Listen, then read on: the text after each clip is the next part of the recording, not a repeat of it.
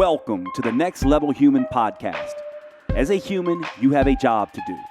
In fact, you have 4 jobs: to earn and manage money, to attain and maintain health and fitness, to build and sustain personal relationships, to find meaning and make a difference. None of these jobs are taught in school, and that is what this podcast is designed to do: to educate us all on living our most fulfilled lives through the mastery of these 4 jobs. I'm your host, Dr. Jade Teta, and I believe we are here living this life for 3 reasons and 3 reasons only: to learn, to teach, and to love. In this podcast, I will be learning, teaching, and loving right along with you. I'm grateful to have your company. Here's to our next level.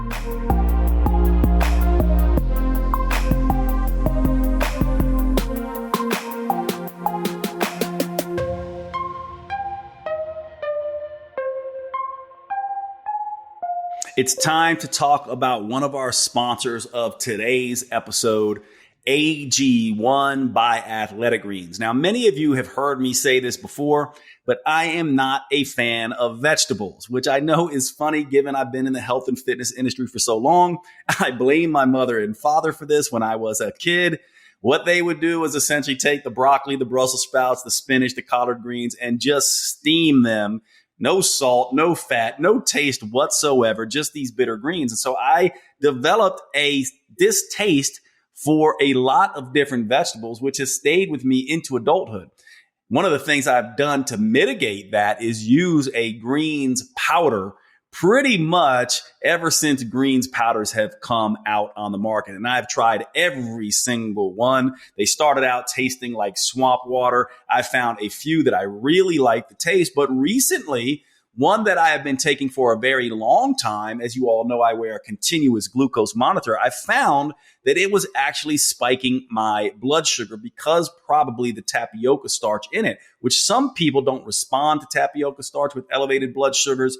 I was. And so it sent me on a mission to find another one. And one of my friends turned me on to AG1 by Athletic Greens. Now, I've heard about Athletic Greens and AG1 for quite some time. I just never tried it. And now that I have tried it, I have become a huge fan, so much so that I partnered with Athletic Greens and AG1 to sponsor this podcast. Now, let me tell you what happened here. After I saw that my blood sugars were spiking, my friend gave me a couple samples of AG1. I began using those and testing the blood sugar and found there was no spike.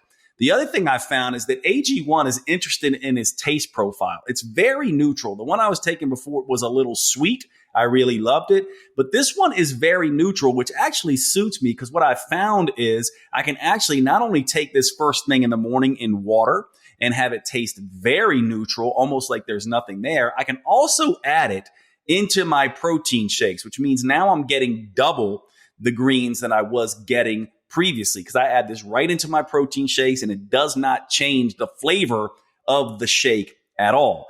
The other thing I realized once I started looking at the label is that this product is not simply a greens product.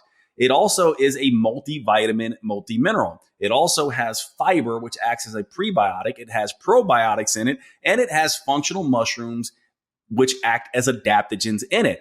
That's 4 different products essentially in one. And I've been taking mushrooms for some time. I stopped taking them now because now I have this in my greens. I have also taken my multivitamin and make this my multivitamin. So I'm actually saving money, and this is going to save you money as well. The product AG1 is also NSF certified. And you're going to say, Jade, what does that mean? The National Sanitation Foundation is a foundation that essentially does testing on products to make sure there are no harmful substances, no persistent organic pollutants, no heavy metals. Now, this costs money to do. AG1 and Athletic Greens has spent the money on this. They spend money on making sure that the product that you are getting is good quality without contamination in it. You might say, well, Jade, isn't this true of all products? And actually, no, it is not. If you ever follow some of the news in this area through consumer labs and other things that do testing on these products, you'll see that many of them will have trace levels of things like mercury and cadmium and lead and things like that in them because they're not doing this testing. So this is an extra piece of insurance for us. The other thing I love about this product that I learned as I was doing my research on it is that this is the 52nd tweak or adjustment they have made to this product in their existence. AG1 has been tweaked 52 times. Now you might say, well, Jade, why would they be doing that? And the reason why is because they continue to improve. We know that science is evolving. We know that it's not just about more nutrients. It's about balanced nutrients. It's about the Goldilocks effect of this. And they are constantly learning, as we all are, and then constantly adjusting their product to taste better, to be more efficient and effective in delivering the nutrients. It acts as an antioxidant. It acts as a multivitamin. It's a prebiotic, a probiotic, and an adaptogen all in one. They have mastered this over several iterations of this particular product. And so I am a huge fan right now of AG1 and Athletic Greens. And I'm hoping that you will check this out. It's time for all of us to reclaim our health and arm our immune system with convenient daily nutrition. And AG1 does that with just one scoop in a cup of water every single day. That is all you need. There is now no longer a need for a million different pills and supplements to look after your health. All you need is this particular one. It really clears the stage to simplify your supplement regime. To make it easy for you, Athletic Greens is going to give you a free 1-year supply of immune supporting vitamin D and 5 free travel packs with your first purchase. All you have to do is visit athleticgreens.com/next level. That's athleticgreens.com/next level to take ownership over your health and pick up the ultimate daily nutritional insurance. Check out AG1. I love it. I know you're going to love it. And I'm so happy that they are on board to sponsor the podcast as well. Thanks so much. Check out AG1, athleticgreens.com/next level. And let's get to the show. All right, everybody, welcome to today's show. Today actually is a special show because I have a friend of mine, local here to Asheville.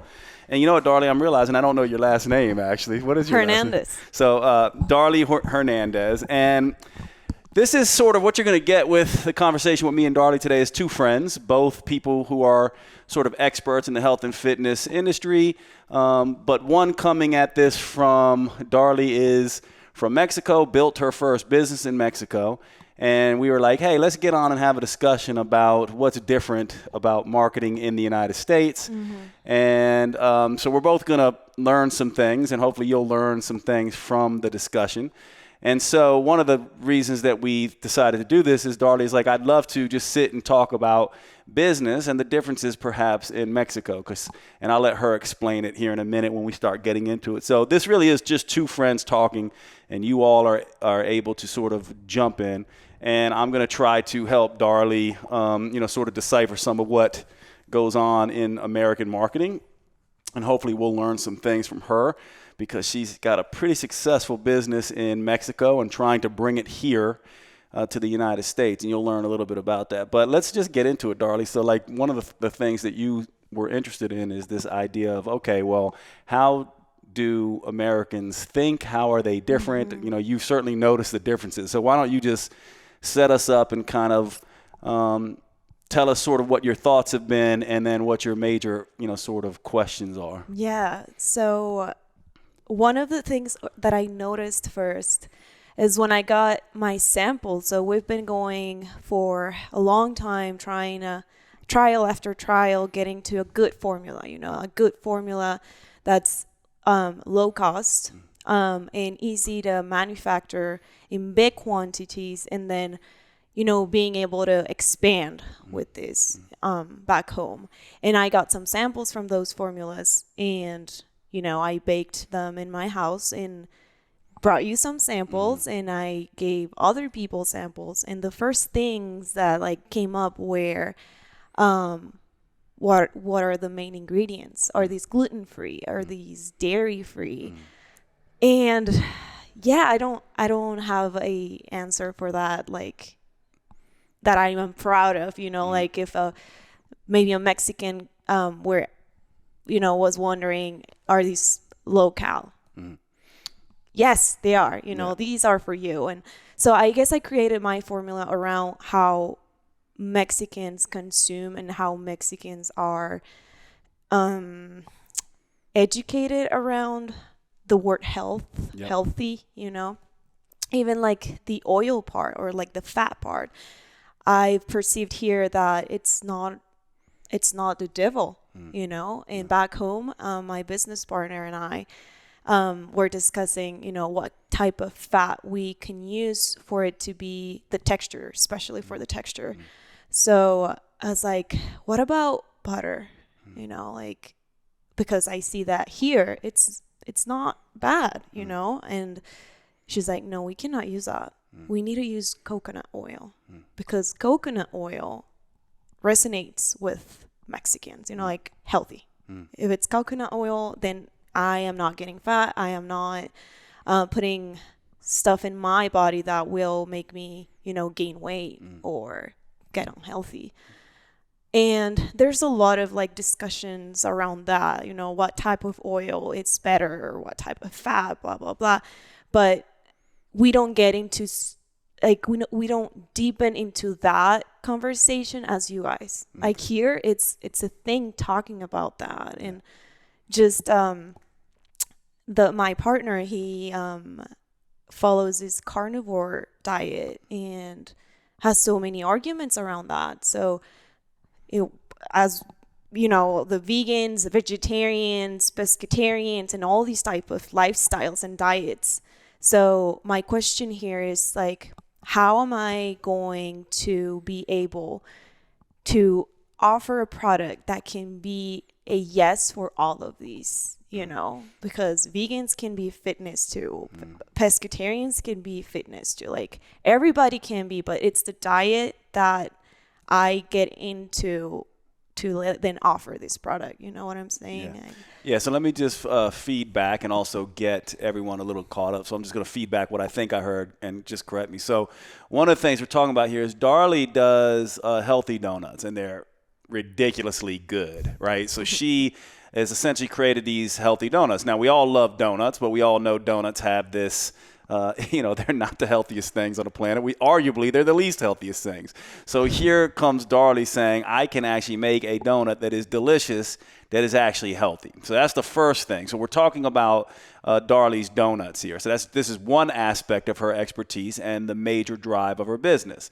So then it sounds like what you're asking is that in Mexico, essentially a healthy donut simply comes down to how many calories does it have. That's about as far as the individuals in Mexico sort of think about it. They just go, hey, how many calories? And you say, well, it's pretty low calorie.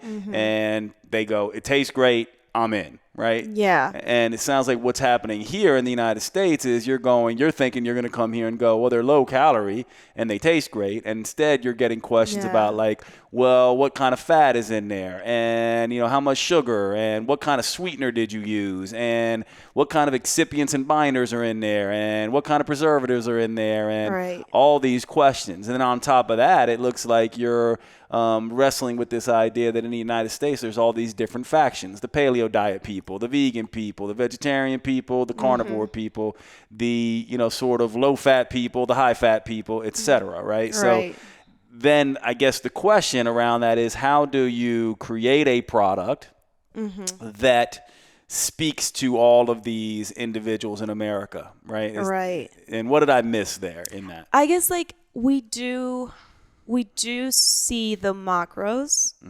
like protein, fat, and carbs, right? And calories. So that's like what our eyes, when I say us, like us fitness people back home, people that do know, like nutritionists, fitness coaches and all, the fitness related people go for these, the calorie amount, the fat, the carbs, and the protein. Yep. Other than that, it's not really, as important as it is here. There's the keto diet that it's more of a trending than anything. It's not like I am celiac and I need gluten-free products. It's more like, oh yeah, I just follow the keto diet because my neighbor, who she knows at all, is on that diet and she's lost weight. So people do not know all this information behind what it really is to know the ingredients and what they do to your body, etc., etc. So, and here I do see that is important. Yeah. That is really important. Yeah. Okay, so let's start with, so obviously this is a business discussion. So here's the way that I would begin to look at this. And some of this stuff, you all who are listening, and I want you to too, Darly, just push back on me, and you and I as friends, we'll just kind of go back and forth, because some of this is going to seem perhaps counterintuitive at first, and we'll just kind of circle around. But this is, in business, there's certain philosophies. So I have a philosophy. So the first philosophy I have is that you don't create a product for everybody. This is the first sort of major rule. And the reason why is because if you try to create a product for everyone, you're kind of creating a product for no one. In other words, marketing, in my way of looking at it, is it's convincing people, right? It is influencing people. And in a sense, it's a down payment on results. One of the things that we don't often talk about with marketing, and there's an actually really interesting study I'll share with you, Darly, and everybody here. But marketing, when you market, a lot of people don't love marketing, but marketing is one of these things where if you do it well, people are already convinced. It's like the placebo effect. They're already sort of convinced that this is going to work for them before they even get it. And if the marketing is good, the donut will actually taste better to them than it would otherwise. And if the marketing's bad, they already are developing perhaps not a good taste for the donut. So what a lot of people don't realize is that marketing actually is something that is partly responsible for the result that people get with the product.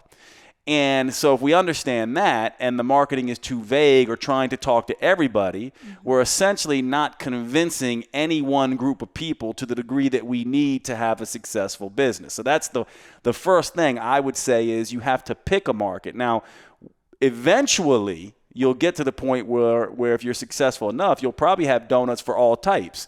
There'll be a keto donut line. There'll be a paleo donut line. Maybe there's a carnivore donut line. It's just a big sausage with bacon wrapped around it. You know what I mean? So the idea, though, is you don't start there. The idea is you start with the group that you feel most comfortable talking to. And normally that's going to be the group that you're most passionate about, which is normally the group that is related to Darly. So that's the first thing I'll say. And actually, the study that I'm talking about is a researcher by the name of Aaliyah Crum. It's a really interesting study. So what they did is they took a chocolate milkshake, and they had two groups of people. I think she's at Stanford University.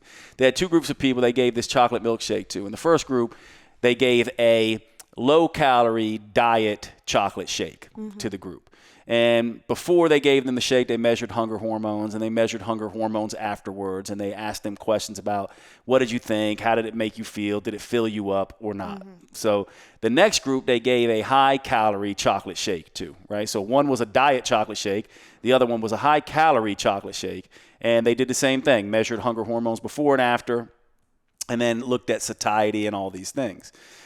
So obviously the people who took the high-calorie shake felt more full and had greater satiation than the people that had the low-calorie shake. The problem was there was no different in the shake at all. The shake was exactly the same. It was just labeled differently.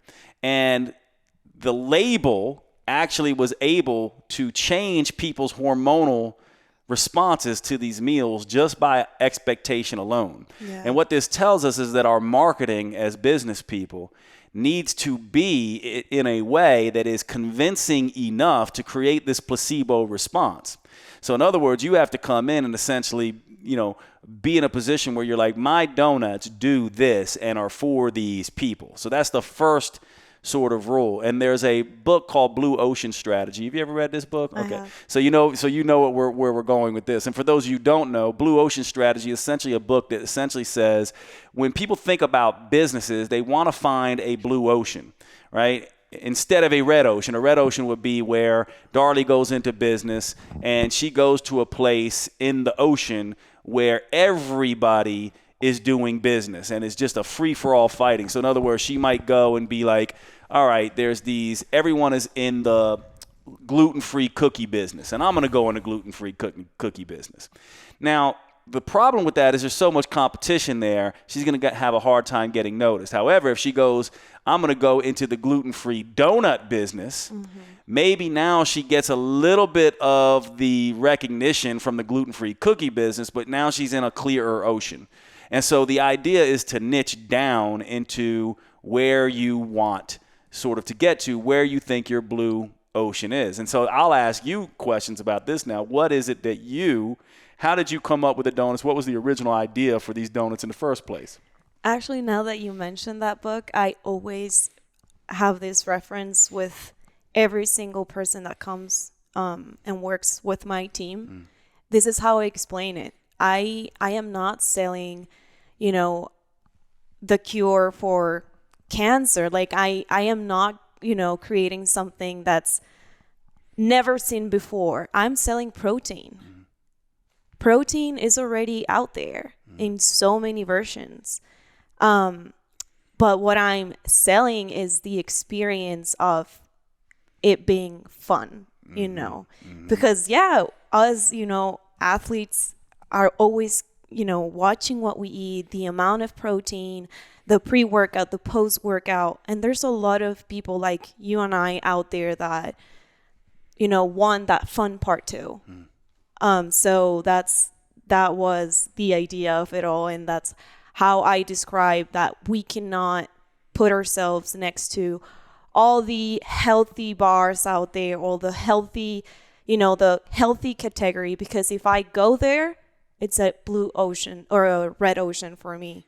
It's saturated with a lot of other brands, so I am not competing with them. Like those are not my competitors. I am standing where I stand next to maybe, protein powder, the protein shakes or a protein bar, which is not the same.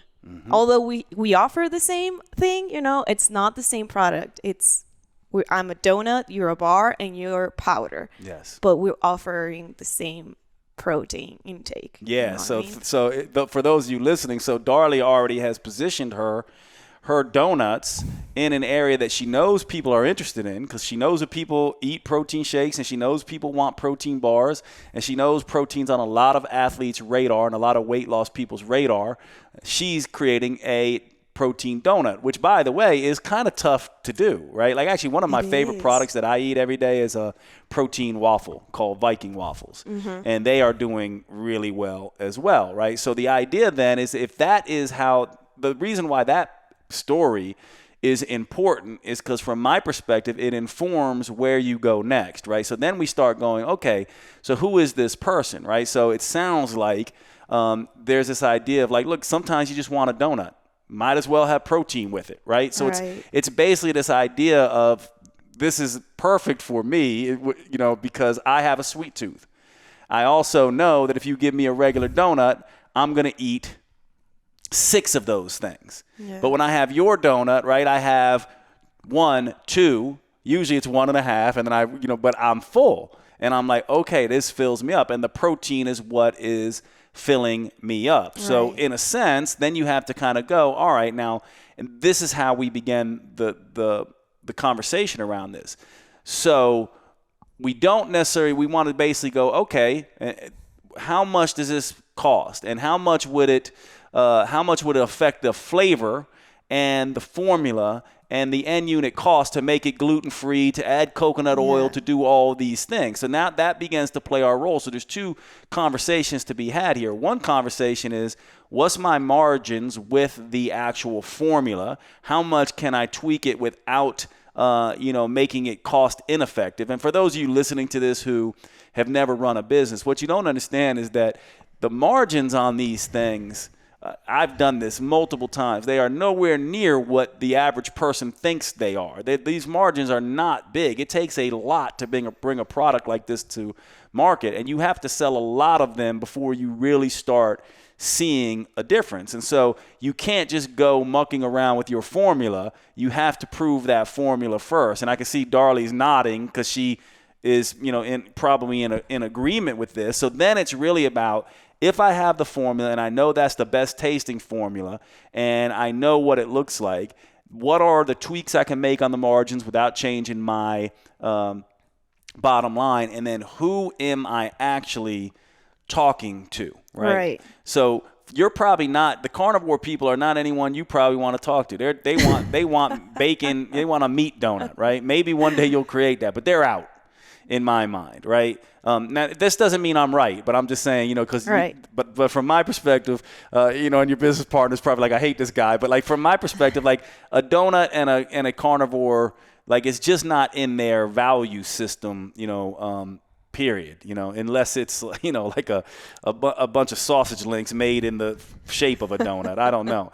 And then I just go, well, the paleo diet people, these are people who, they're all about like ancestral living, primal people, same kind of thing. They don't really like processed foods in general, right? So you're looking for people who are active, who are not afraid of some degree of processed foods and want good tasting foods that are convenient based foods that taste good, that they can quickly have, that will not cause them to overeat, right? So from my perspective, if you're in agreement with that, then that becomes someone that you really begin talking to as, sort of an avatar. Now, that might be people who are in the gyms, slightly overweight, like, sweets and things like that. That might be people who are seriously fit individuals, love sweets, but it's definitely someone who is fit, out there, like looking for high protein foods, but also wants to have, like, wants to eat sweets and, wants those kinds of foods in their lives. And so to me, that begins a conversation then around, all right, these are people who prioritize protein and prioritize taste and prioritize convenience. What else would it be? I mean, don't we all love, sweets at some point? We always have these cravings. So my market is so big, and I have so many indirect, I don't know if I'm saying that right, but not like direct competitors, because Krispy Kreme back home is one of my competitors. Like, although we're not offering the same thing, we are. It's a donut. So I'm selling to children. I am selling to moms. I am selling to these other indirect clientele that also just consume me because of the flavor. So it's not just the protein. It all started with the protein and for a fitness, market, but now it's a lot of other type of people that I also, it's kind of like, it's difficult because from a marketing point of view, you can be talking to all of these people, but then you're talking to everybody, and just like you said before, you want to talk to and sell to everybody, but in the end you're not selling to anybody.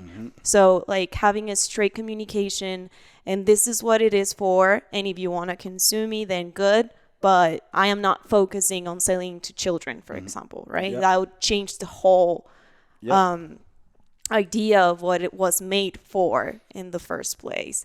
But it sounds like maybe, right? It sounds like maybe you are, you can find a niche on, maybe you're not selling to children, but maybe you are selling to fitness mothers who are fitness oriented, who have kids, who want to feed their kids healthy food, that also know their kids are craving sweets, but they're more eating these things for them. So they're getting these donuts because they're also wanting something quick and fun. And they're mainly the consumer of the donut, but they can share it with their kids as well. So the whole point of that is, I'm not saying that's the market, but the whole point is to go, who's buying it now, right? Who are my major people who are buying it now? And what is the story? And this is where that whole avatar of your customer comes in, where you say, what is the story that people are essentially having around these foods? Like, to me, I can see a mom just being like, I just get cravings and I want something sweet and fast. Sometimes I just want a donut. It's that whole thing where you're capturing in marketing. You basically go in marketing. The trick is to go, who are my clients already? And then what is their life like, and how do I speak to more of them? So let's do that real quick together. Like, if you had to say, who are the people that are mostly buying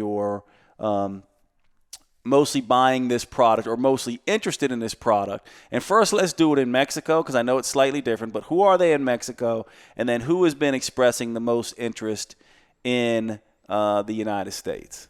So I would say the profile is between the age of 24 and 45, mostly women and men that work out and care for their health, if I could describe it generally, right? And these people normally are active. So it doesn't matter what sport, it doesn't matter what discipline, they're looking for a recovery or for a pre-workout snack. And instead of going for that, boring bar that I love myself too, you get a donut, and it's more fun. So I would say around that age, males and females that are very active. And in the States, I have not really I could not tell you for sure what I've my conclusion. I just see a whole bunch of, and I think my closest to my answer to that is you. When I brought you donuts and you loved them, I was like, I think you are my buyer persona. If I could describe my buyer persona here, it would be someone like you. I've met so many people, and I think Asheville too is very vaguely for this industry, and I might be wrong on that, but I wonder what if I went to another city, let's say Austin, Texas, Miami, or even Nashville, what would these people think? It's so different geographically speaking too. Yeah, and let's keep playing with this, because I have a theory that if you got a good product and you got good marketing, you'll make it work wherever you go. And if you don't have the marketing worked out, even if you go to a big city, it's going to be problematic. So let's go through really quickly. Would you say the price point on this donut is high, medium, or low compared to the other things in the market? Let's focus on proteins and protein powders. Is it more expensive than a protein bar? About the same? In Mexico, it's less expensive. If I was to sell it here, it would be about the same. Yeah, about the same. And I think here it's more, I would be, again, going in a very red ocean, just because the industry is not the same as it is in Mexico. It's not as developed in Mexico as it is here. You have so many brands here that offer so many different things. And we don't have that. We outsource from you guys. Everything is imported. So back home, I am almost the only donut brand. And here, I know I've done my research. I know that there's already small entrepreneurs making it happen in their own cities. And these are big cities. So I'm sure that there was a lot of planning around that. To me, the geography of where you start the business is very important. And I saw it back home too. I'm going in all directions, but just to make a point there, to me, I think it is important where you started, just because you're selling a fresh product, you're selling a food. So even if you found a way to package it and send it like that, you wouldn't be guaranteeing the freshness of the donut, right? So back home, what I did, and I started like that, was there's sending donuts everywhere and then dealing with quality issues, right? So I narrowed it down to the point where I'm just going to focus on the big cities, Monterrey, Mexico City, Puebla, and where the money is, and the people are not going to hesitate in oh no, this is too expensive. And that would be the case for smaller cities, so that's one point. And then so here it would be around the same price of a high quality protein bar. And I think that it would still be affordable, just because I've also seen that coffee shops here offer their regular muffins, their regular cookies, like with regular ingredients at $4-5 each piece. So I think. So you're right there, you're saying. Yeah. Okay. I'm sorry to break into the show, but I wanted to take a second to cover one of our sponsors and tell you all about Paleo Valley at paleovalley.com. These are the grass-fed sticks that I tell you all so much about, that all of my friends know I have on hand constantly. They are in my car. They are at my house. I keep them at my sister's home and my parents' house.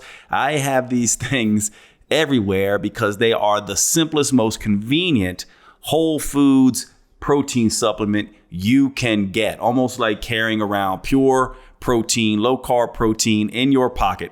They also, these Paleo Valley beef sticks are the only 100% grass-fed and grass-finished beef sticks on the market. They use organic spices. They are naturally fermented instead of using nitrates and nitrites that can be a problem in some of these cured meats. And they simply taste fantastic. Check out the original or the jalapeno. Those are my favorites. Please make sure you go over to paleovalley.com and visit. When checking out, use the code NEXTLEVEL for a 15% discount. Remember, our sponsors keep the show going by you giving them your patronage and spending your money on these high quality products. You actually do a few things. One, you're helping to support the podcast. And two, you are helping your health. And three, you are making sure that good quality companies like Paleo Valley can be out there doing their business, changing the world, making the earth better. One of the things you may not know about this is that grass-fed organic and grass-finished beef is doing something that is so utterly important for our environment, actually helping to repopulate the topsoil. A lot of people don't know this, but our topsoil is being extremely depleted, and raising animals, especially cattle, the correct way helps to get that topsoil back. This is one of the reasons why I love Paleo Valley. Not to mention it tastes fantastic, but they're one of these companies, like my other sponsors, Cured Nutrition and Organifi, that are doing the right things by the environment. I really appreciate everything they do, and I hope you will check them out. Thanks so much. paleovalley.com. Use the code NEXTLEVEL. And now back to the show. So based on that, so I like that discussion, because from my perspective, when I look at businesses, and we all got a hint on sort of where Darly's mind is with this, and this also means you obviously know your business. I don't. I've never done a donut shop, right? But it sounds like to me like you're thinking, okay, this isn't something I make in my kitchen, package up, and send to different states. This is something that I have in a local city that I open up shop and or go to other shops and essentially say, do you want to offer sort of my donuts, right? And so from my perspective, there's different ways to look at that. So you go, but the marketing needs to be tight regardless. So then you go, where do we start, right? And from my perspective, if I was doing something like this, I would essentially go, okay, so what I'm going to start doing is I'm going to go to the places where, let's say, people who are fit, have expendable income, are sort of have time, and also probably are busy. So for me, the first things that come to mind are places like CrossFit, places like golfing, things like triathletes. These especially. And the only reason I say that is because CrossFit is a pretty expensive monthly thing for most memberships. They're going to have money. They are also sort of community, so they would be talking about anything they have and passing it around. Golfers as well have money, expendable time, tend to roll in groups, tend to talk a lot. Same thing with triathletes, right? So this is how my mind begins to work, right? And not to mention all of these types, unlike a 25-year-old or 26-year-old or 27-year-old who just goes to Gold's Gym and is always like the next thing, whatever's the cheapest thing or whatever they love the most or whatever, they don't always stick with one brand. So at least from my perspective, and again, this is just me and you kind of shooting the shit here and just figuring it out, because you may disagree and some of the people at home listening to this may disagree as well. But the way I always think about it is I go, what kind of client would I want then? So I know it's a fitness client. I know it's someone who cares about their health. Then I go, well, if it's me, I want someone that has money, who's going to be a repeat buyer, who's not going to be like, how much are these things? Who also is going to be rolling and having and talking to a lot of different people. So those would be 3 right off the bat. Then I would be thinking about, okay, who are service professionals who work with these kind of people? So now I'm looking at things like, spas, coffee shops, people who cut hair, all of this kind of stuff. And I just for me with business, I throw all these things out first and I go, okay, where can I enter? And then the final thing would be like, well, I know people who, what if people are already going to pastry shops and coffee shops and stuff like that, and there's a lot of healthy, fit people who do that, and maybe I can place my product there, especially if it's a coffee shop near a gym or in a gym that would have this. And so this is the way that I would begin to be thinking about this. And the way I might prove it is I might go to the CrossFit Asheville or CrossFit Summit CrossFit or whatever gyms and show up there and ask the owner, hey, I have some product I would love to give for free to your clients. You get involved in that way, right? So, and maybe, for me, just knowing how I would be when I was a little bit younger, I would probably go to the different gyms, have memberships at these different gyms, make friends with everybody, and just sort of bring them as gifts to the owners and start there. I would probably also be going around to all the different, healthy or health-oriented coffee shops and things like that, see if they were interested.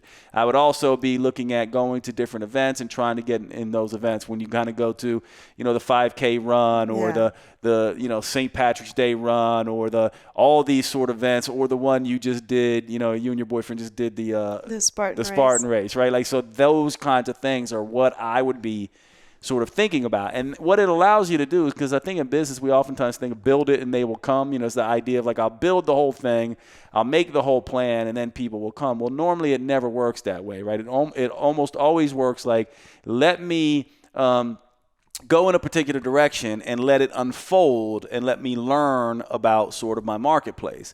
So that's the way I would be handling that. And then if I thought it was Nashville, right, it's pretty close here, Charlotte and Nashville. Charlotte's a little closer. Nashville's about 4 hours away. Greenville's about an hour away, just probably similar to Asheville though. But Charlotte and maybe Nashville and maybe Atlanta, because I think Atlanta's 4 hours away, Nashville's 4 hours away, Charlotte's 2 hours away. That could be something that you could do once a month. You go to one of these other cities, you drop off, you make calls, you drop off some of these products and see, so this is your market research. You basically begin to see who's most interested in it while you're formulating your sort of marketing plan. And the marketing plan to me would essentially be having the conversation around what health and fitness people in the United States, even, the ones that aren't extreme. So obviously you're not going to be talking to the paleo diet, but what are they most interested in? And what they're most interested in the U.S.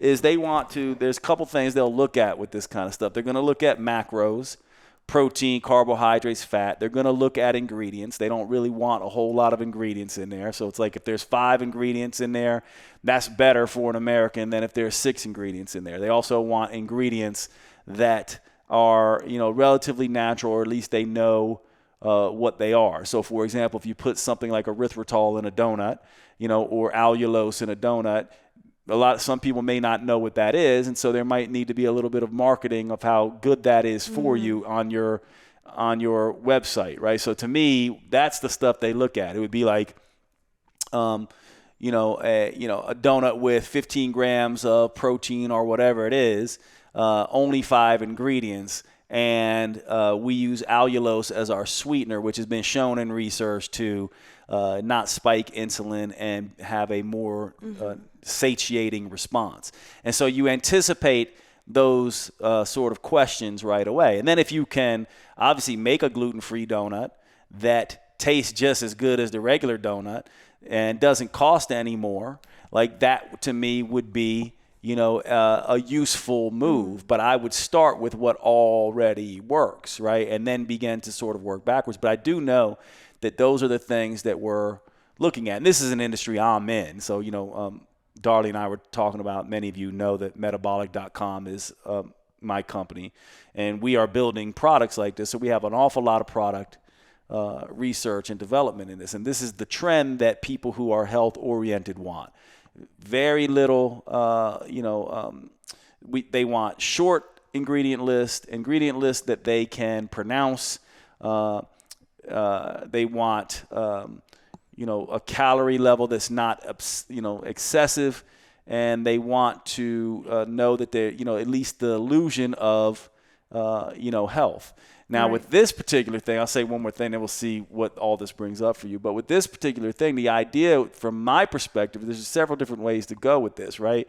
You can essentially go, this is healthier junk food, or this is, and the reason I put it that way is because you just want to make sure, right? It's just like, this, by the way, is not probably where you would never go, but I'm just for the full discussion here, there's different ways to look at this, right? Like, there is a whole market of creating junk foods that seem like junk foods that are healthier versions. And then there is a whole market of basically completely healthy versions of something that's a junk food. So you're a completely healthy version of something that's normally considered a junk food. So the only reason I bring that up is because then that informs your marketing. So it'd be like, Darly's Donuts are like your favorite protein bar on steroids, without the blah, blah, blah, and without this. You see what I mean? So the marketing, you come up with short little marketing terms, hooks, that tell the whole story very quickly. And a hook really, in my mind, is just, you think X, it's really Y. So it'd be like, you think a donut is the worst thing for you. This donut is as good as, 2 eggs or something like that. Right. So you basically just change what people are thinking about in the marketing, but you have to decide which direction you're coming from first, right? You have to go through all those things and be like, some people want a healthy junk food. Some people want just something that tastes good, that's healthy and convenient. So I think you're in that category. But I'll shut up now and see what that brings up, and if any that's helpful for you or brings up anything. Yeah, definitely. I think the communication's so important no matter what you're selling. For every single product, you need to know what your hook is, exactly how you said it. And I think that's going to be a huge, interesting challenge for me in the U.S. Because I do know where the hook is for my Mexican clientele, and what is that, by the way? That is so I describe it this way. So food porn is always going to be a hook, no matter what that is. The first thing they're gonna see is something delicious. Their brain is not, seeing if the chocolate is sugar-free or not. If you see something delicious on Instagram, you're going to stop there, like it, share it, save it, whatever. That's one. And then right after that one is the protein word. So this deliciousness is packed with protein. So these are my two main points in my communication back home. And that's what gives me all the clients. Yeah. I don't really need to, get into details with ingredients, with when to eat it, obviously it's something that I do communicate, but these are my main hooks back home. It looks so good and it has protein. Obviously you need to have the segmentation for that, for runners, indoor cycling, all these sports that I tend to target. And when they get hooked by not only the delicious part, but also the protein part, then that's a lead for me. Yep. That's how they come. I don't know if that works here, you No, know. I actually think it does. And I think you brought up a couple things that we should unpack, right? Because there's two ways to do this, right? There's one hook could be, you know, everyone loves donuts, but they don't eat them because they're unhealthy, right? That's what they think. So then it's like you think X, it's really Y. So everyone loves donuts, but we don't eat them because we think they're unhealthy. But what if you could eat a donut that kept you full and satisfied for hours after? And the way you would communicate this is that, you know, imagine the most delicious donut, you know, you can think of that is only 150 calories but feels like 300 calories and keeps you from eating 3,000 calories later. So it's this idea of playing with these things of like, if you eat this donut now, it's going to keep you eating a better diet later. And now that's going after a weight loss oriented individual, right? Or you can essentially say, you know, the sport donut, you know, like, so that could be your thing. Like this is a donut for people who are involved with sports, or this is a donut for people who are interested in weight loss. And you begin to really get clear with that, because from my perspective, that's the first thing that you want to do in the United States. You want to niche down to one group. So is it sports people or is it diet people? Now, based on the Blue Ocean strategy concept, we know that the diet industry is probably a red ocean.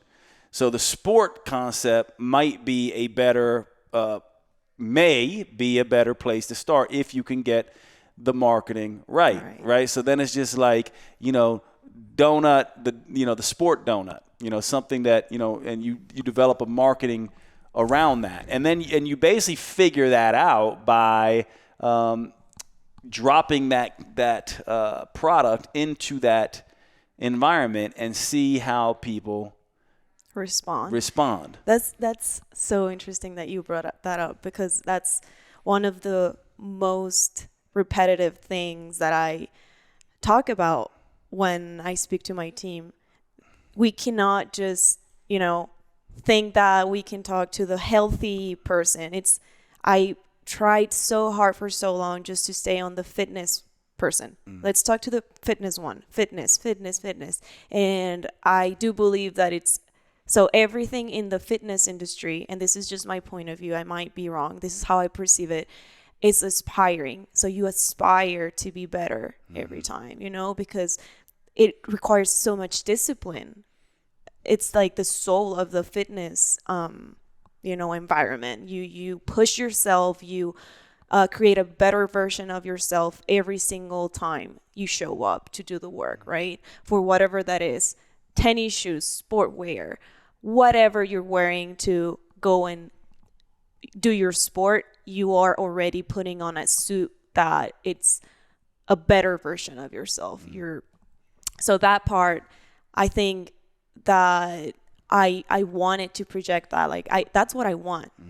And so if you eat my donuts, you're aspiring to be a better version, because you're just already choosing a better option for your health, you know. And that's how I do it back home. I think that could work here. Like, I'm just trying to, you know, get to know it more. I know Americans question everything, so I just want to be ready to have every single answer in the right way, you know. Like, yeah, I know you might prefer a gluten-free, but, you know, I can have a solid answer for you, and not just be like, what do I say to this? Like, I can't. Yeah, that's true. I can't offer this, or, you know what I'm saying? Yeah, and that's where I think it comes down to just being very clear on that. It's like ownership, and it is marketing. It's just like, nope, you know, and just that's not your client. Like to me, it's like, we don't have a gluten-free option. So, and you just confidently say that, nope, these have gluten in them. You know, and the vast majority of people can handle gluten just fine. So you're in actually a market where most people reside, right? And you'll just have to, and another way to say that softer is the gluten-free version isn't out yet. Right. You know what I mean? The gluten-free version isn't out yet. But, you know, for those who are, you know, celiacs, they probably shouldn't have our donut. But what we found, is that, and if this is true, I don't know, but you want to figure out if this is gentle on people's digestive system, and you ask questions like that, like people who have gluten, non-celiac gluten sensitivity or whatever, like how are these donuts on your digestive tract, right? So you can literally say in marketing that, we don't have the gluten-free option out yet, but what we found is that this donut is exceedingly gentle on people's digestive tracts. And you get that by simply putting it out there and always following up with surveys. So, for example, let's say you go to, the local 5K in Asheville or something like that, and you're handing out donuts and you get people's emails. Not everyone's going to give you their email, but let's say, you have 100 people stop by and 10 people give you their emails. And then you send out an email to those individuals and ask them to fill out a survey. One of those people, maybe two of those people, are actually going to fill out the survey. But that survey is going to give you really good information about your product. And I think most people, when they're building businesses, they forget. They're more in their head going, okay, here's what I think it is, and not gathering data. Even if it's two people, you want to begin gathering data around that. And the other thing I would say is, depending on how you, like if you go to a couple CrossFit gyms and after their classes, they're just crushing your donuts, that tells you something. And if you're having a hard time communicating with, just general healthy people, that tells you something. And if you're going to triathletes and they're coming off their bikes and they're just like, that was fantastic, where do I get more of those? That tells you something. So I think in the building phase, a lot of the questions that we as business owners have will be answered. The idea from my perspective is, and I was talking to Darly about this as well, which I'll probably be asking you for advice on this, Darly, but I'm going to be starting a coffee company. So the idea then with the coffee company is I have the idea of how I want to think about coffee and why I'm going into coffee. But then I have to let the market prove that I'm right or wrong and be willing to go in that direction. So I think based on where we are now in this discussion, from my perspective, I would be thinking about, okay, Americans, have these certain ways of looking at things. They're interested in ingredients. They're interested in number of ingredients. They're interested in the ability to pronounce ingredients. They're interested in the macronutrients. They're interested in the calories. In the end, you and I both know that all could be perfect, but if the donut tastes like ass, no one's going to want to have that donut, right? So ultimately it comes down to and by the way, if it's so good, right, this is the best thing they've ever tasted, they're going to be a little bit more lenient on the ingredients, right? So that's really what they're looking at. First, it's the way it tastes and cost. Then it's all these sort of other things. And then you have to essentially go, how deep do I want to go with that? So, already I can tell based on loving this product that there's not much in it. It is a pretty simple product. It is incredibly filling. It's got a really nice amount of protein in it, and it does not sacrifice on taste. It tastes to me like a real cakey donut that I would rather have than a protein bar, right? And so I think those are things and then the rest you have to just go, I'm not going to have that discussion with people. If they want gluten-free, I don't do that yet. If they want this, I don't do that yet. And that'll save you the mental, emotional turmoil of just going, no, that's not my client. If you're a vegan, a vegetarian, it's not my client. Unless you can go, oh, yeah, coconut oil versus, that might be that's something I would probably do. It's like, okay, well, to make the decision about coconut oil versus butter would come down to, well, are we using whey protein? Is there already dairy in it? Or, are we using a plant-based protein? Well, if we're using a plant-based protein, let's go with coconut oil because then we can call it plant-based,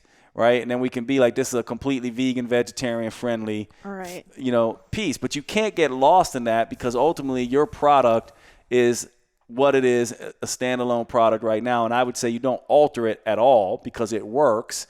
And you basically put it out in the market, figure out where that niche is, build it from there. Once you start getting income coming in, right, then you can branch off and develop another line. And then you slowly see how that works. See, I think the big mistake that I've seen people make in business is that they try to do it all at once. When I built my first company, so I basically came out and I was like, I want to be a wellness company, which meant I wanted to do this thing where I wanted workouts, nutrition, and mindset right from the beginning in 2004.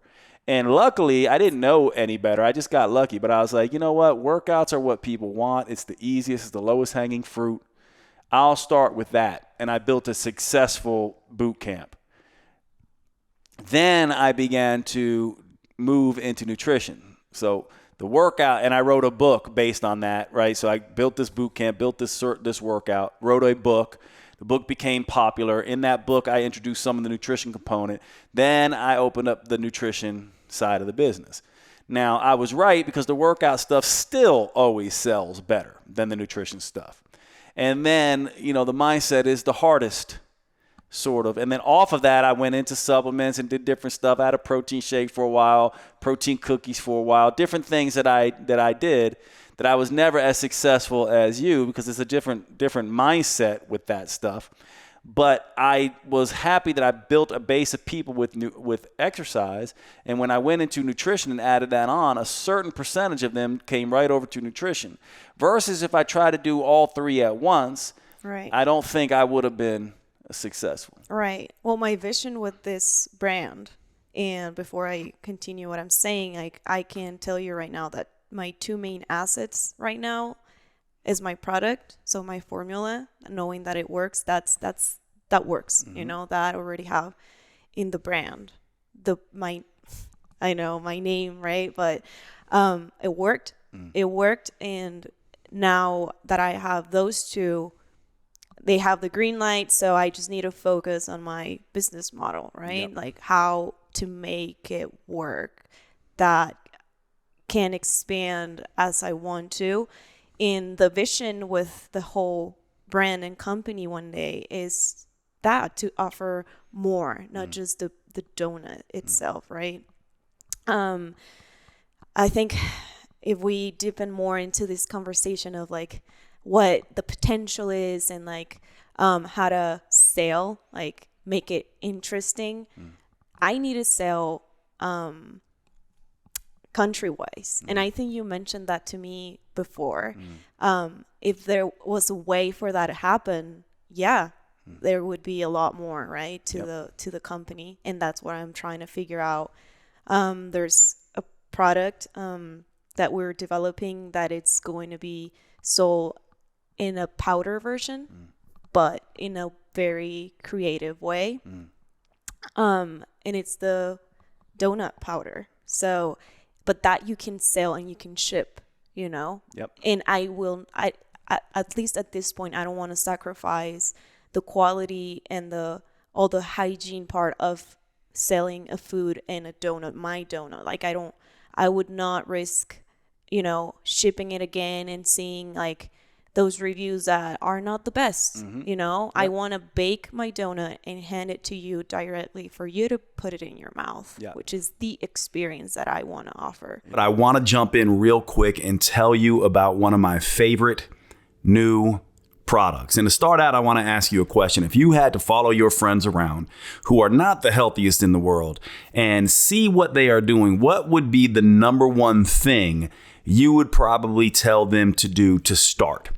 For most people, that's going to be drinking more water, right? This is something that we talk about all the time in health and fitness. It's almost as if we think of it as an afterthought now because obviously water is so crucial.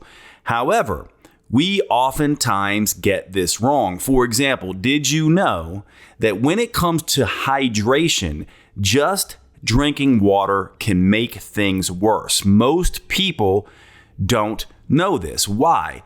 Partly because most people are over drinking water and under consuming the electrolytes that help water do its job. What we don't realize is that hydration is not just about water. It's about electrolytes, the minerals in there, as well as getting that water into the cells. And so you do not want to be over consuming water if you're not getting your electrolytes right. And this opens up a whole new discussion because most people are not getting their electrolytes right. For example, did you know that too low sodium is an issue? just as much, if not more so, than high sodium. In other words, what we want if we're going to get the right electrolytes is to get the right amount of sodium and potassium and magnesium in the Goldilocks zone. We don't want too much. We don't want too little. We want it just right. This opens up a whole other thing here too, because people who are exercising, doing sauna therapies, doing low carb diets are disrupting and losing lots and lots of their electrolytes. For example, when insulin is not around in low carb diets, you will excrete lots of sodium. In other words, under that state, exercising, low carb diets, all these things, you actually need more sodium. And so if you're somebody who's been just drinking water, not paying attention to electrolytes, and also feeling fatigued, feeling like you're underperforming, not sleeping right, getting cramps, twitches, headaches, any of these things, then you are probably dealing with an electrolyte issue. This is where the product LMNT comes in. This product has been a game changer for me and many of my patients and clients. This is a rehydration electrolyte beverage, basically. It is a powder of electrolytes formulated with 1,000 milligrams of sodium, 200 milligrams of potassium, and 60 milligrams magnesium without the added sugar and other nonsense that comes in beverages like Gatorade. This stuff is basically a rehydration beverage on steroids. It is the thing that is going to replenish your electrolytes in the right ratios, decrease fatigue, really correct chronic dehydration. And by the way, many people are dehydrating themselves, becoming hyponatremic, low sodium, when they're consuming too much water. You need your electrolytes on board, especially if you are someone who is losing lots of sodium and other electrolytes through low carb diets and lots of exercise. This is where LMNT comes in. LMNT is a new sponsor to the Next Level Human podcast. I cannot recommend this product enough. I have been using this stuff for months now, and I have immediately seen changes in my energy levels. I feel like I'm operating on a whole other level, and I have seen this as being the primary thing that people who have been using LMNT have been telling me, that their fatigue is getting better, especially fatigue that comes after very intense workouts that involve lots of sweating and lots of intense output from the nervous system. Please check out LMNT. Use the code NEXTLEVEL. DrinkLMNT.com. That's DrinkLMNT.com. DrinkLMNT.com, and let's get back to the show. So yeah. So now think about this as a marketing strategy then, right? So this is how I would be looking at it. So now everyone can have your donut because you're now packaging it in a way that they can get it. And then the donut itself becomes the marketing. So now if you go out and capture everything you're doing out in this community, right? Because let's look at different ways of doing it. Buying a brick and mortar store, in my mind, is what most people would do, and it's probably the worst thing to do right off the bat. And the reason why is because there's no proven market yet for this. So what you're doing, I think, is mitigating risk. So what you do is you bake these things, you go out, bring what you baked to different places, you record what's going on. So you're videotaping yourself making the donuts, seeing the deliciousness, seeing people smile on their face when they're doing the donuts, putting all this stuff all over your media, all over your website, etc. That then pushes people to go, I want these donuts. Well, if you're not local, you can actually get the donuts here. Right. That also brings into videos of you using the powder, making all kinds of different donuts, putting up recipes. It makes a lot of sense from this perspective, and you may find that you never need to, essentially build the donut business up here, that this powder actually allows you to make enough revenue to open up your shop. Correct. Right? And so to me, that's the right approach with this, because to me, it's like there should be several different avenues, and there's lots of different ways to go here. I mean, you can do all kinds of things with this. You could sell coffee with it. Coffee and donuts goes perfect together, right? So you begin saying, how can I add on to this business that makes sense? You may actually find out you're shipping this delicious coffee along with this, and people are like, I really love, Darly's coffee. I like her donuts, but I really just love her coffee too. And you slowly do that as you then one day now have a coffee shop that is, right. the Darly store. And, it sounds like you're thinking along these lines. And I think this is the better way to approach this, because it's basically a three-pronged approach, right? The approach is, well, I've got something that I can sell anybody if they want it. I am exploring the market here by doing events and selling them where I can. And then to me, the third one would be looking for individuals who existing business owners, like this would be a big piece that I would be doing, existing business owners that would want to sell your donuts. And to me, that's gym owners, CrossFit places,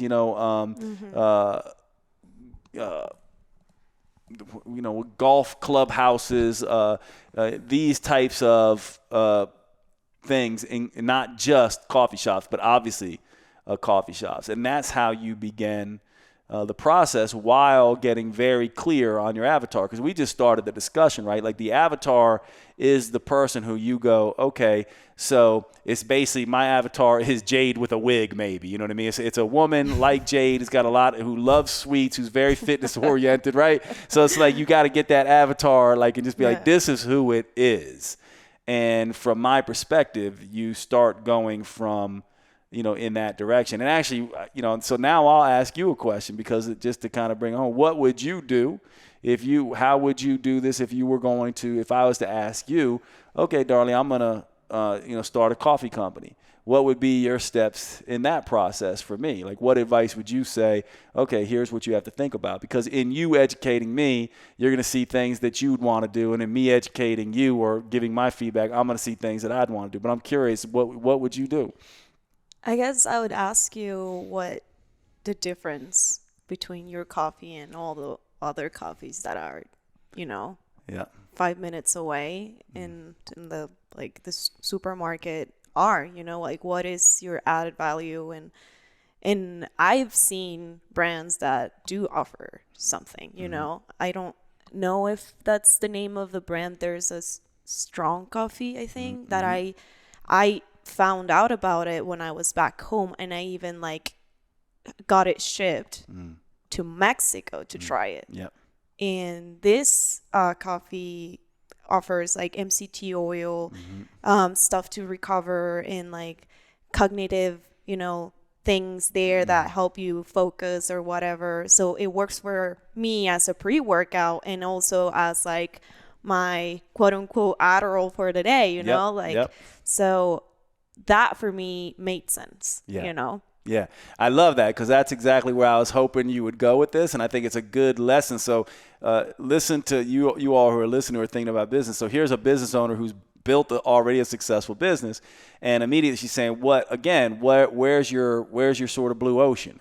Right. And so for me, it's really interesting because there's two ways to look at this. There's one way where you start playing in this coffee plus game, which I don't want to do. Or there's this other thing where you essentially, here's the idea behind this. Now, whether this works or not is all proven in the marketplace. But to me, coffee is the second most highly traded commodity on the planet after oil. So there's obviously a demand for it, right? So that's the first reason I'm going, coffee's low-hanging fruit. The other thing I know about coffee is that once people find a good coffee, they tend to stick with that coffee.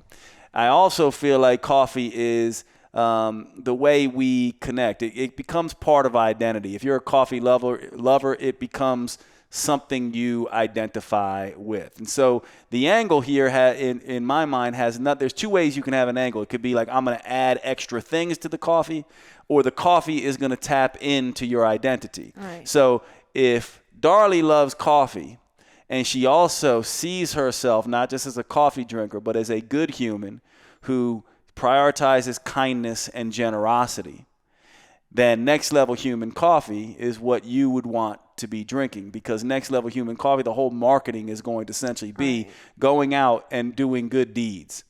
So it's basically good people drink, good people, good coffee, right? So there's this idea of the whole marketing is the coffee. There's no difference. Like taste-wise, you could sit down and be like, I don't know, it's good coffee, but I like my coffee too. The whole idea is to tap into someone's identity, the same way you're tapping into someone's identity of like, Jade is a fitness guy who also does not want to be someone who doesn't enjoy food. I want to go have a drink with you as my friend. I want to go eat good food. I don't want to just be crazy. So Next Level Human Coffee is this idea of like, you're a coffee drinker. You're also a good human, a kind human, a generous human, someone that wants to do good in the world. And so the coffee not only gives to, let's say, ocean cleanup and all the things that I give to, right? The organization goes, we are helping the environment. We are, helping, that would be a big one. I'm also big with ACLU and, equality in the world and women's health issues and stuff like that. So Next Level Coffee would be doing that stuff as well, giving its profits to that. But it would essentially just be doing good things. And the marketing would be going around.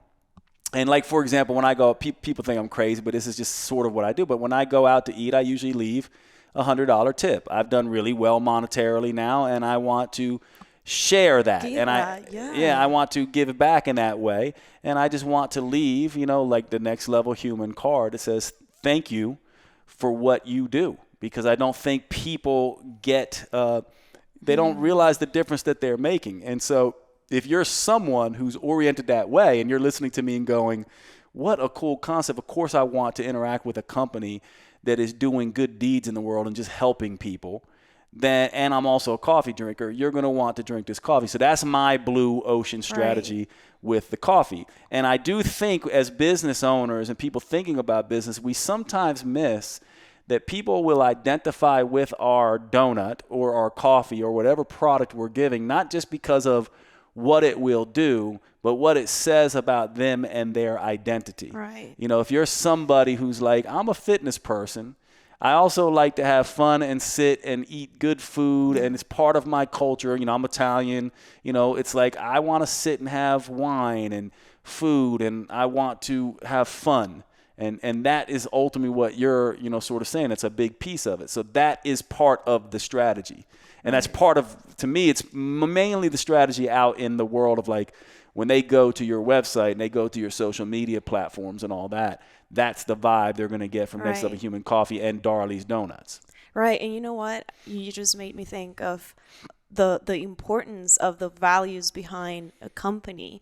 It's obviously who owns it that their values has to align to what they're creating, I am a huge believer that my values have to be projected and reflected on my business, on my quality, on my service to my clients, If not, it wouldn't make sense.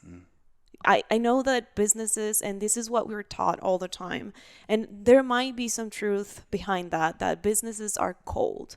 Businesses have to be, aggressive and yes, but no. Yes, but no. Like I really enjoy, seeing the smiles behind my product, the reviews behind the legit, genuine reviews, not buying reviews or buying followers or blah, blah, blah.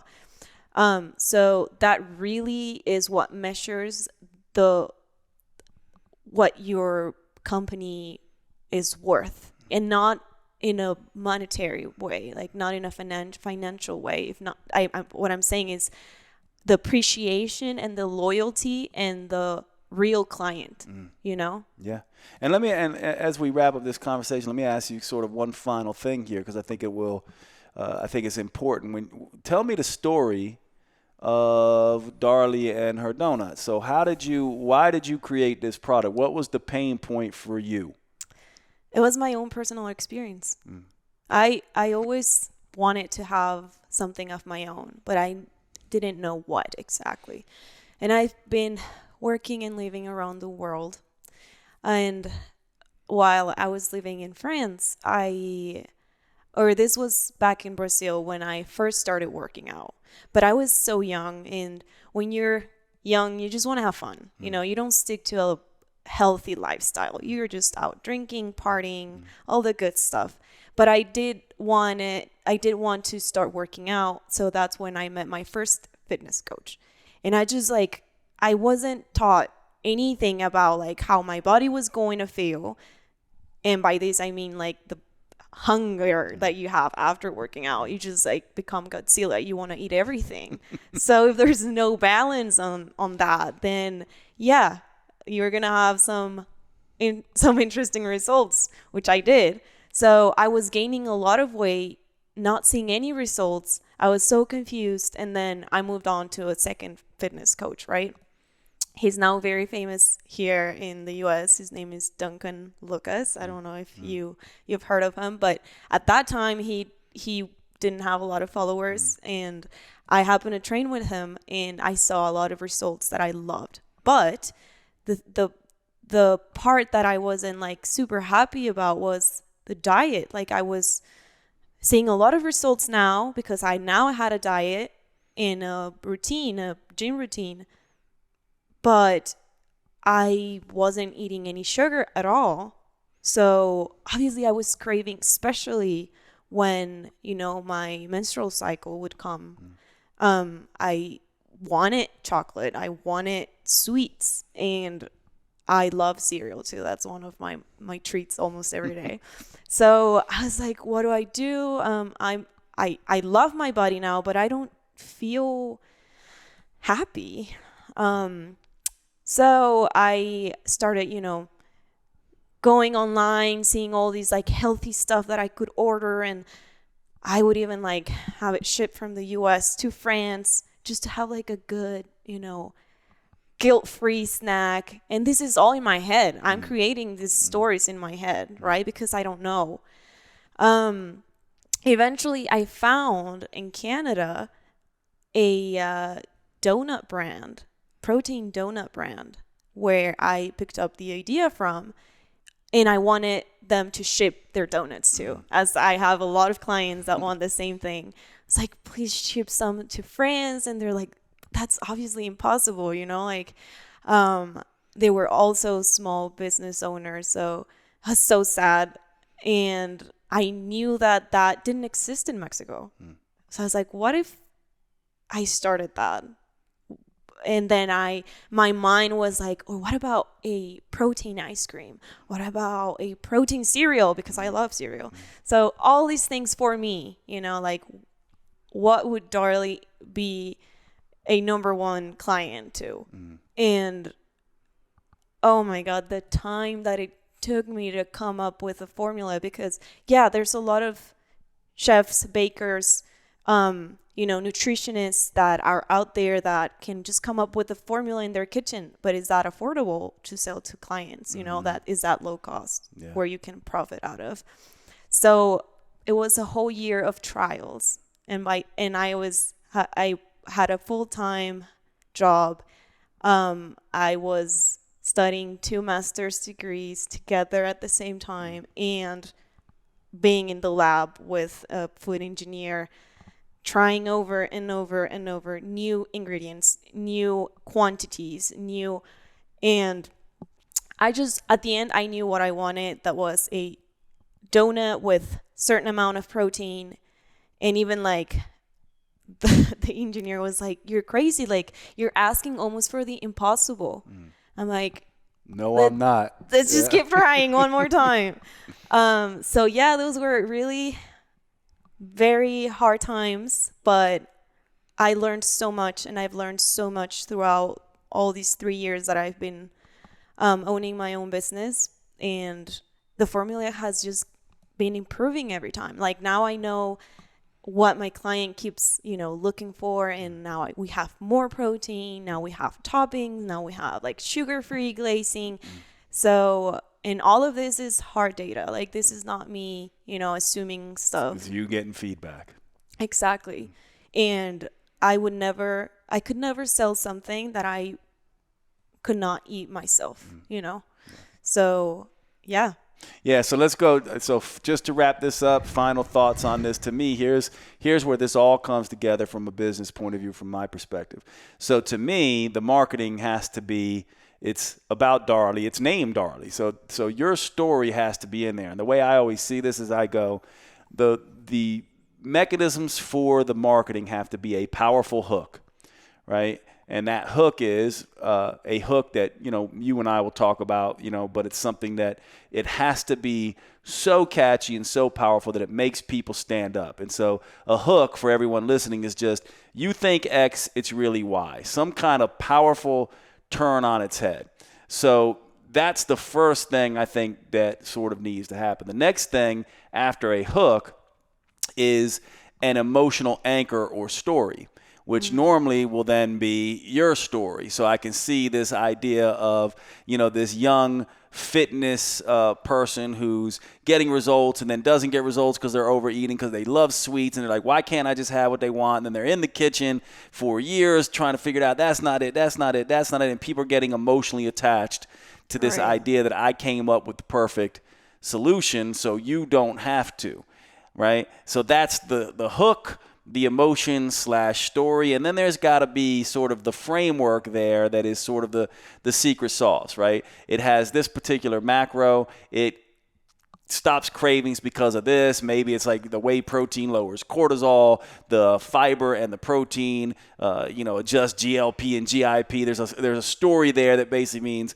the major way this works is it suppresses hunger, and here's how, right? So then people go, oh, okay. So now they've got, this hook that got their attention, this emotional story that they're just like, I dig this person, I can relate to their story, and I need the solution that they solved for. Oh my God, there's some cool science here. There's a little bit of framework around it. And then there's sort of the call to action of like, okay, now here's how you get it. In your case, it'll be like, you can order this, bag of protein powder, and I'll give you, a certain amount of recipes to go along with that or whatever. And that's the way it begins, right? So you basically formulate that marketing plan. Then in the meantime, you're out on the street in Asheville, Nashville, Charlotte, or whatever it is, in times that you have, delivering the actual product, gathering feedback, seeing if, a good synchronistic connection comes in where you end up in a local coffee shop, or you end up with a local business owner who you are piggybacking off of to develop content and all of this kind of stuff while you are essentially building, the business. And then once you get enough traction, you may actually find, the protein powder, that is being used to actually for home people to make the donuts is really taking off. And I'm going to go in that direction. And rather than open up a shop, now I'm going to do my protein ice cream, or I'm going to do, this other piece, or maybe I open up a shop as well. And the reason that it works better that way in my mind is because you begin figuring out what works, and you also start going, maybe I don't want to run a shop. Maybe that's too much.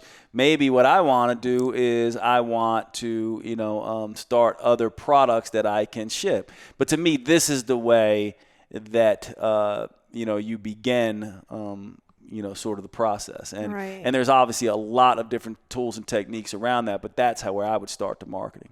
Yeah, I think there's a lot of small business owners, and I include myself, that think that they know what the business model is going to be like until you see your own business speaking for its own. And then you need to be, listening to that. 100%. I would say that every single business I've ever started, I've given up on doing a business plan now. It's more like structured flexibility. I'm like, I think it's going to look like this, but I'm just going to fire and aim later. And I think what most people do is they aim, and I forget who said it, but it's the famous saying that says most people think it's ready, aim, fire in business. It's really fire, aim, aim, aim, aim, aim, ready. So it's, you build it as they come. You don't build it so that they come. And I think that's part of where you're at with Darly's Donuts and where I'm at with sort of next level human coffee. We have the idea. You've already had a big success here, right? So you've already got this successful in Mexico. Now it's just coming and pivoting and saying, how do I need to market it differently in the United States? But anything else you want to share or we should go through? I don't think so. This was a very interesting conversation, and I'm so happy that I got to talk to you about all Yeah, of of course. this. You're brilliant. I mean, this is like, to me, let's just not forget what it takes. Like, it's huge, Darly. You know this. It is huge to build a business like you've built in any country, right? And now you're doing it in the second country. I've only ever done, and I don't know how many languages do you speak. So what? Brazil, Portuguese, obviously. Then you speak Portuguese. I speak Spanish. That's my first language. English, French, some Portuguese, and some Italian. That's amazing. So who knows? Maybe Darly's Donuts are going to be in all those places. But you're brilliant, my friend, and thanks for hanging out. Thank you so much, Jade.